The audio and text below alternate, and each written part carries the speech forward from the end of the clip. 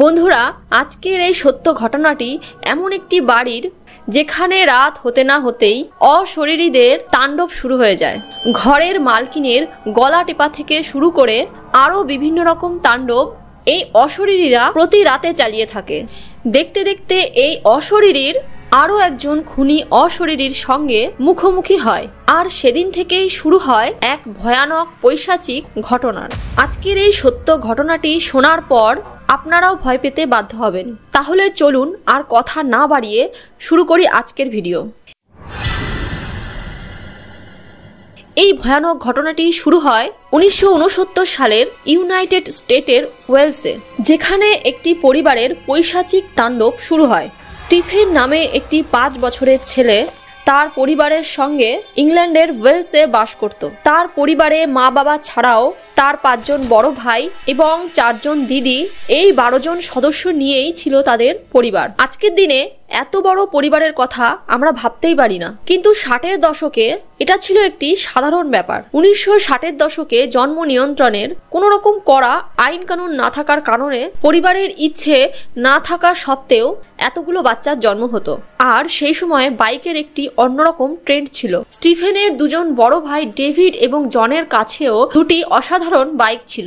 মাঝে মধ্যেই তারা ছোট্ট স্টিফেনকে বাইকে করে ঘুরতে নিয়ে যেত। 5 বছরের স্টিফেন মনে মনে চিন্তা করত সে বড় হয়ে তার এই 2 দাদাদের মতন হবে, কারণ তার দাদারা বাইকে করে গার্লফ্রেন্ডদের নিয়ে ঘুরতো। স্টিফেনও চিন্তা করত সেও বড় হয়ে বাইক কিনবে এবং গার্লফ্রেন্ডকে নিয়ে ঘুরবে। কিন্তু ডেভিড এবং জনের গার্লফ্রেন্ড থাকলেও স্টিফেনের সামনে কিন্তু কখনোই তারা তাদের গার্লফ্রেন্ডকে নিয়ে আসতো না। স্টিফেন যখন বাড়িতে ঘুমিয়ে পড়তো তখনই তারা তাদের গার্লফ্রেন্ডকে বাড়িতে নিয়ে আসতো। কিন্তু তার বড় ভাইয়েরা স্টিফেন ঘুমিয়ে আছে বলে মনে করলেও স্টিফেন কিন্তু ঘুমের ভান করে থাকতো, এবং তার বড় ভাইয়েরা যখন তাদের গার্লফ্রেন্ডকে বাড়িতে নিয়ে আসতো স্টিফেন লুকিয়ে লুকিয়ে তাদের গার্লফ্রেন্ডদের দেখতো। এরকম একদিনের ঘটনা, ডেভিড তার গার্লফ্রেন্ডকে নিয়ে তার বাড়িতে আসে। তখন সন্ধে প্রায় 7:30, আর তারা ঘুণাক্ষরেও এটা টের পায়নি তারা যেই সোফায় বসে আছে তাদের সামনে আরো একজন অবয়ব তাদেরকে লক্ষ্য করছে। আর এমনিতেই স্টিফেন সকালবেলায় ঘুম থেকে উঠে স্কুলে চলে যেত, তাই তাকে রাত্রে খুব তাড়াতাড়ি ঘুমিয়ে পড়তে হতো। সেদিন রাতেও সে বিছানায় ঘুমিয়েছিল, কিন্তু তার মা এবং দিদি নিচতলায় বসে জোরে জোরে কথা বলছিল বলে সেই শব্দে স্টিফেন ঘুমোতে পারছিল না। আর তার মধ্যেই ডেভিড তার গার্লফ্রেন্ডকে নিয়ে বাড়িতে পৌঁছায়। স্টিফেন টের পায়, কিন্তু তবুও সে তার বিছানা ছেড়ে ওঠে না। সে মনে মনে ভাবতে থাকে সে যদি এখন বিছানা থেকে উঠে তার বড় ভাইয়ের গার্লফ্রেন্ডকে লুকিয়ে লুকিয়ে দেখতে যায় তাহলে নিচে বসে থাকা তার মা এবং দিদি তাকে দেখে ফেলবে। তাই সে বিছানায় ঘাপটি মেরে শুয়ে থাকে। সে ডেভিডের গার্লফ্রেন্ডকে বাড়িতে ঢুকতে দেখেনি ঠিকই, কিন্তু চলে যাওয়ার সময় অবশ্যই দেখবে, এটা সে মনে মনে ঠিক করে নেয়। তখন বাইরের রাস্তায় কোনো রকম গাড়ির শব্দ ছিল না, তাই ঘরে আস্তে আস্তে কথা বললেও স্টিফেন ওপর থেকে সেটা স্পষ্ট শুনতে পাচ্ছিল। নিচে টিভি চলছিল ঠিকই, কিন্তু সেই টিভির শব্দ থাকা সত্ত্বেও নিচে তারা কি কথাবার্তা বলছে সেটা কিন্তু স্টিফেন ওপর থেকে ভালোই শুনতে পাচ্ছিল। তাই সে তার মা, দিদি এবং তার বড় ভাই ডেভিডের পাশাপাশি আরো একজন অচেনা মহিলার গলা শুনতে পাচ্ছিল। ডেভিড তার গার্লফ্রেন্ডকে তার মা এবং বোনের সঙ্গে পরিচয় করায়। ডেভিডের গার্লফ্রেন্ডের নাম ছিল জেনিট।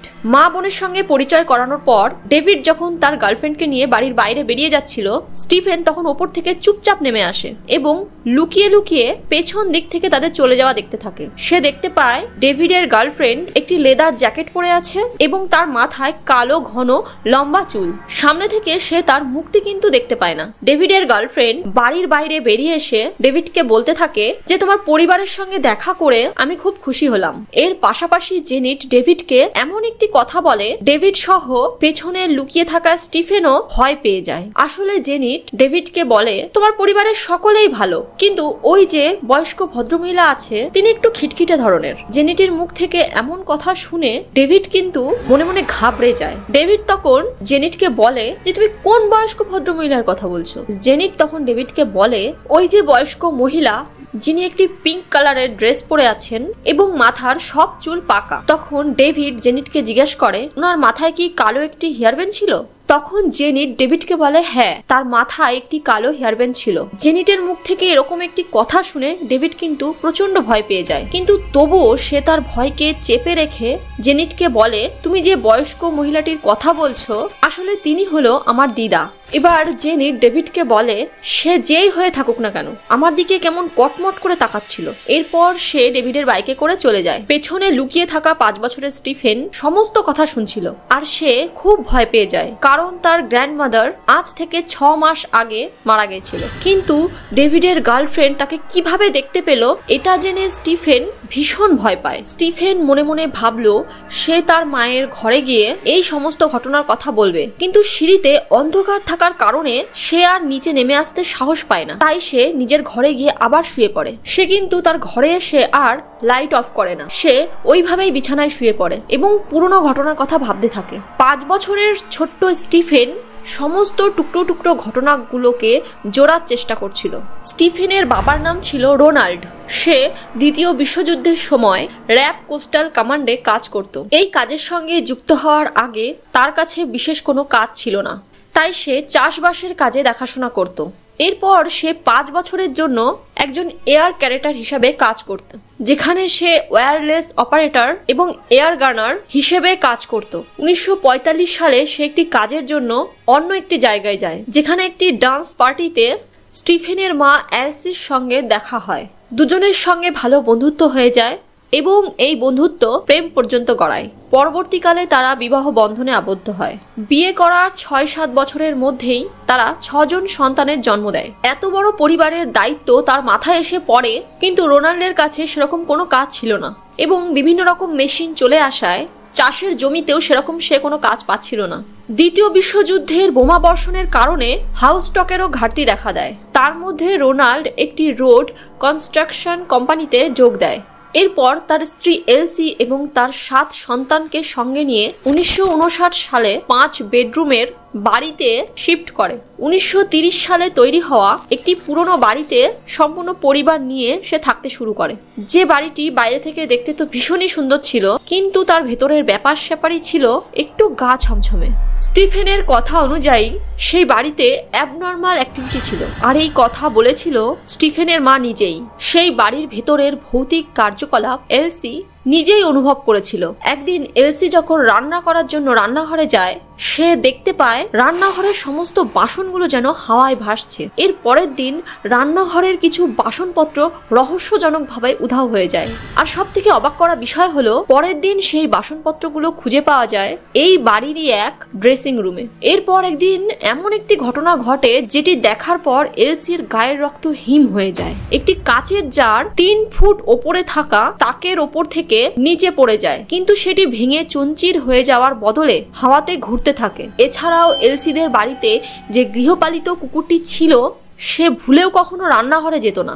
একদিন এলসি তাকে টেনে জোর জবরদস্তি করে রান্নাঘরে নিয়ে যাওয়ার চেষ্টা করে, কিন্তু তবুও কুকুরটি সেখানে যেতে চায় না। সেই ঘরে একটি বিড়ালও ছিল। বিড়ালটিও মাঝে মধ্যেই রান্নাঘরের দিকে তাকিয়ে ক্যাও ক্যাও করত। এই সমস্ত ঘটনা ঘটে যাওয়ার পরেও এলসি এবং তার স্বামী রোনাল্ড সেরকম একটা গুরুত্ব দিচ্ছিল না, কারণ এই ঘরে যাই থাকুক না কেন তারা শারীরিকভাবে কারোর ক্ষতি করছিল না। কিন্তু রোনাল্ড তার বাচ্চাদের কথা ভেবে এই বাড়িটি ছেড়ে চলে যাওয়ার কথা ভাবতো, কিন্তু সেই সময় হাউস ক্রাইসিং এর জন্য ইচ্ছে থাকা সত্ত্বেও সে এই বাড়ি ছেড়ে চলে যেতে পারতো না। ক্রমাগত টানা 1 বছর পর্যন্ত এরকম ঘটনা তাদের সঙ্গে ঘটতে থাকে। এলসি তার সঙ্গে ঘটে যাওয়া রান্নাঘরের এই ঘটনাগুলোকে অতটাও গুরুত্ব দিত না, কিন্তু তারপর তার সঙ্গে এমন কিছু ভয়ানক ঘটনা ঘটতে থাকে, সে ভয়ে সারা রাত ঘুমোতে পারতো না। এলসি যখন ঘুমোতে যেত, সে যখনই চোখ বন্ধ করত, সে অনুভব করত 2টি অদৃশ্য হাত যেন তার গলা টিপতে আসছে। এরপর সে এই অদৃশ্য হাতগুলোকে নিজের চোখেও দেখতে পায়। এর ফলে সে সারা রাত তার 2 চোখের পাতা এক করতে পারতো না। সে মনে মনে চিন্তা করত তার এই বেডরুমটি ছেড়ে অন্য বেডরুমে ঘুমোবে, কিন্তু তার পাশাপাশি এটাও ভাবতো যদি সে এই ঘরটি ছেড়ে অন্য ঘরে গিয়ে ঘুমোতে শুরু করে, তাহলে এই অশরীরী তার সাথে সাথে তার বাচ্চাদেরও জ্বালাতন করতে শুরু করবে। তাই সে এই ঘটনার কথা কাউকে বলতো না, কারণ সে চাইতো না তার বাচ্চারা এই ঘটনার কথা শুনে ভয় পাক। এলসির মা তার পাশের শহরেই থাকতো। প্রতি মাসেই এলসির কাছে একবার না একবার আসতো। আর সব থেকে অবাক করা বিষয় হলো এলসির মা যখন তাদের বাড়িতে আসতো হঠাৎ করে এই সমস্ত অ্যাক্টিভিটি যেন বন্ধ হয়ে যেত, কিন্তু তার মা বাড়ি থেকে চলে যাওয়ার পরে আবার এই ধরনের অ্যাক্টিভিটি শুরু হতে থাকতো। সেই কারণে এলসি মনে করত তার মা যদি সারা জীবনের জন্য তাদের বাড়িতে এসে থাকে তাহলে খুব ভালো হয়, তবে সেটা সম্ভব ছিল না। বেশ কিছু বছর ধরে এরকমই ঘটনা চলতে থাকে। এরপর যখন 1969 সালে এলসির মা মারা যায়, তারপর থেকে হঠাৎ করেই এলসিদের বাড়ির সমস্ত অ্যাক্টিভিটি যেন নিজে থেকেই বন্ধ হয়ে যায়। এলসি মনে মনে ভাবতে থাকে এটা হয়তো তার একটি ভুল ধারণা। সময়ের সাথে সাথে এই ঘটনাগুলির কথা সে ভুলতে থাকে। কিন্তু ডেভিডের গার্লফ্রেন্ড জেনিট যখন এই বাড়িতে একটি বয়স্ক ভদ্র মহিলাকে দেখার কথা বলে, সেদিন থেকে এলসির ভয় আবার বাড়তে থাকে। তার সঙ্গে ঘটে যাওয়া সমস্ত পুরনো ঘটনার কথা এলসির মনে পড়ে যায়। সে এবার চিন্তা করতে থাকে তার এই বাড়িতে অ্যাক্টিভিটি ছিল বটে, কিন্তু যখনই তার মা তার বাড়িতে আসতো সমস্ত অ্যাক্টিভিটি বন্ধ হয়ে যেত। আর হয়তো তার মা মৃত্যুর পরেও তাদের বাড়িতেই রয়েছে, তাই আজ তারা এই বাড়িতে শান্তিতে বসবাস করতে পারছে। তার মা হয়তো এই বাড়িতে এই জন্যই থাকে যাতে খারাপ আত্মারা তার মেয়ের পরিবারকে কোনো রকম ভাবে জ্বালাতন করতে না পারে। তো বন্ধুরা, এই বিষয়ে আপনাদের কি মনে হয়? এলসির মায়ের আত্মা সেই সমস্ত খারাপ আত্মাদের কি আটকে রেখেছে, নাকি এর পেছনে অন্য কোনো কারণ রয়েছে? আর যদি এই ধরনের ঘটনা আপনাদের ভালো লাগে তাহলে কমেন্ট করে আমাকে অবশ্যই জানাবেন। আগামী দিনে এই ধরনের ঘটনার ভিডিও আরো আপনারা এই চ্যানেলে দেখতে পাবেন। আজকের এই ভিডিওটি যদি ভালো লেগে থাকে একটি লাইক অবশ্যই করবেন, আর এই ধরনের ভিডিও দেখার জন্য চ্যানেলটিকে এক্ষুনি সাবস্ক্রাইব করে দেবেন আর পাশের বেল আইকনটিও টিপে রাখবেন। তাহলে বন্ধুরা, আজকের মতন এইটুকুই। সবাই ভালো থাকবেন। আজকের মতন সকলকে বিদায় জানাচ্ছি। নমস্কার।